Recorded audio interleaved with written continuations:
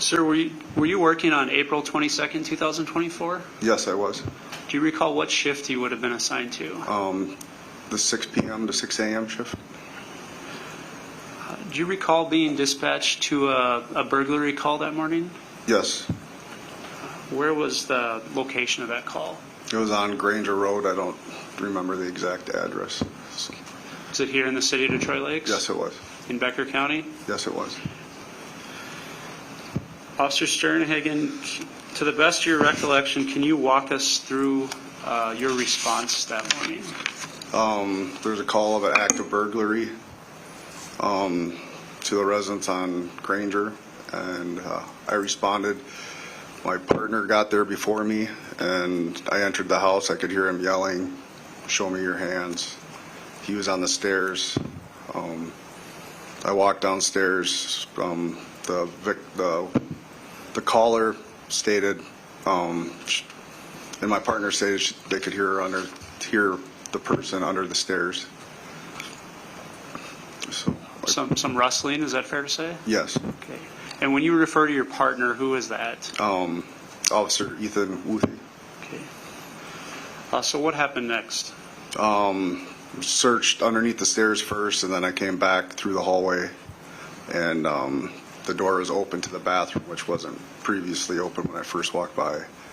And then I saw a female dressed all in black with their hands up like this. Okay. Were you later able to ascertain who that female was? Yes. Okay. What name or what was her identity? Nicole Mitchell. Nicole Lynn Mitchell, actually. So, Saw Miss Mitchell again. Would you recognize her? yes. Do you see her in the courtroom here today? Yes. Can you outline where she's seated and what she's wearing? She's wearing a purple shirt, and can't really tell what pants, black or gray pants. Your Honor, can the record reflect the witnesses identified the defendant? The record will so reflect. Okay. So what happened as you first detained that individual? I ordered her to the ground. Officer Ethan Woothie handcuffed her, and then helped her up and asked her if she had anything on her. Prior to her even getting off the ground, did she make any statements? Yes.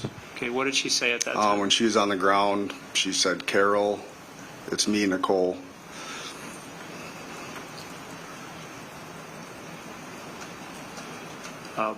And Officer Sternhagen, this entire encounter was recorded on body camera, is that fair to say? That's correct.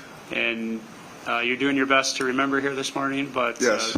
Whatever's on the recording is what transpired and what was said. Is that fair to say?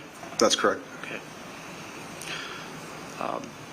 Did you recover any items from her at that time? Yes. Can you tell us about that?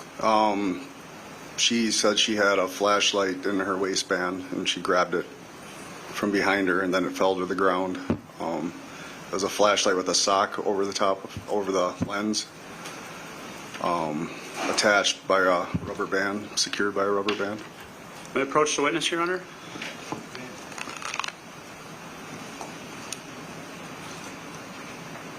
Officer Sternhagen, I'm showing you what's been marked as Exhibit 2. Do you recognize this? Yes, I do. Can you tell us what this is? That's the flashlight that she pulled out of her waistband. Your Honor, I'd offer Exhibit 2. No objection, Your Honor. Exhibit 2 is received. You can just set it right there.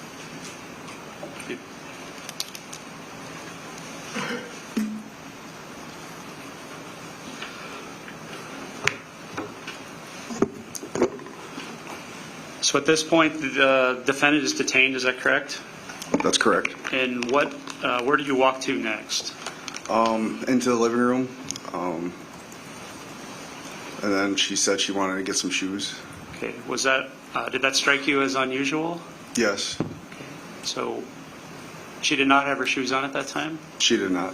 Okay, and where did she recover her shoes from? They were under the couch. I let her first try to get them, but she was handcuffed. So she pushed them further underneath with her feet when she was trying to get them on. So. Does the defendant continue to talk during this time? She does. Okay. What else did she say? I don't remember the exact order, but clearly I'm not good at this, and I'm a military commander, for God's sake.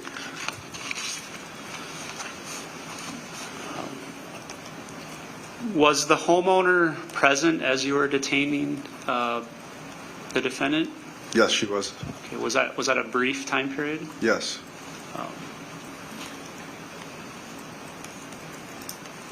And eventually the parties were separated. Is that accurate? Yes.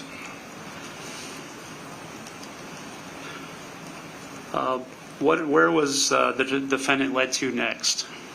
I walked her upstairs and then outside to my squad car. What did you do once she was in your squad car? I made sure her cuffs were properly fitted and she was comfortable, and then I read her Miranda rights. Was she willing to speak to you at that time? Yes. To the best of your recollection, can you summarize what the defendant told you at that time? She was upset with the relationship with her stepmother. Her stepmother stopped speaking to her. She left her house in Woodbury at 1 a.m. to come to the residence in Detroit Lakes to get some of her father's items. Ashes, a flannel shirt, and other mementos, she said. She said she entered through a window in the backyard. She said it's where the backpack was. But I never made it to the backyard to see where actually she made entry. So Your immediate response was to get in the home and find the individual. Is that fair to say? yes. So you were never tasked with canvassing the yard or the house? No. Okay.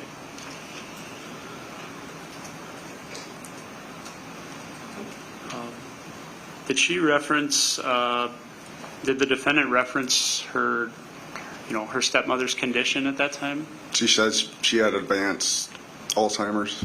Okay.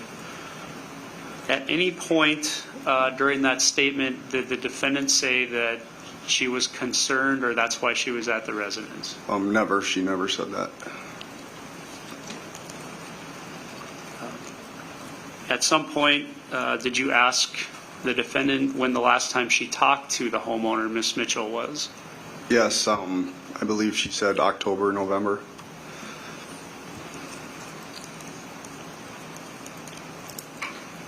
Just to clarify, did she differentiate between the last time she was at the house and when the last time they actually communicated?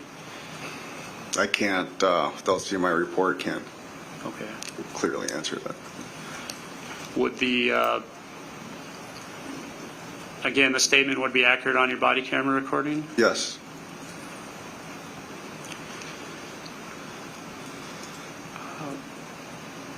Did the defendant, was anything of the defendant's recovered from the scene?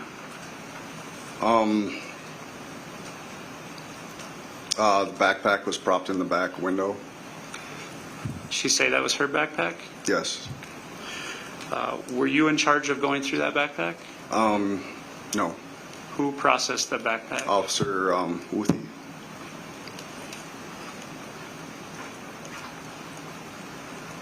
Where did you go next, Officer Sternhagen? I transported her to the Becker County Jail. She was booked in, is that correct? That's correct. Did you continue to converse with her?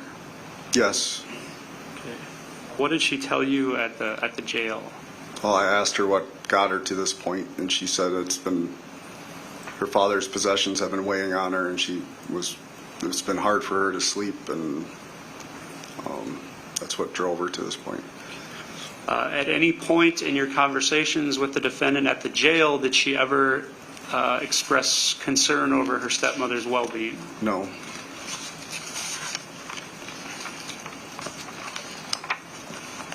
At any point throughout that entire interaction, whether at the house or at the jail, did the defendant state that she was there to, quote, check on Carol Mitchell? No.